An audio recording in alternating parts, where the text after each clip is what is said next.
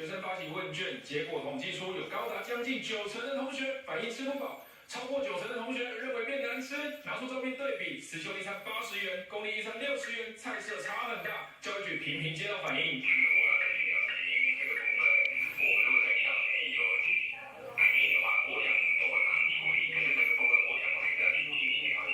原本校园公餐应该是让学生安心学习，不用去担心饿肚子，现在却有超过90%的学生都不满意。校方怎么改善？家长等着答案。记者姚立昌、倪昌新北报道。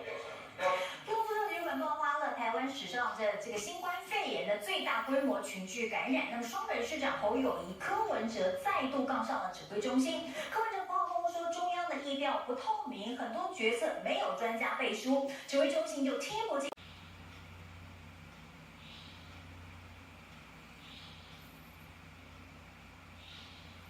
That's the electric motors, and that's the controls for those electric motors, and we can make those components then in higher volume and package them into a vehicle, and then you can mix and match depending on where you are in the world, batteries and fuel cells and engine generators and gasoline and ethanol, and it gives us a great deal of flexibility.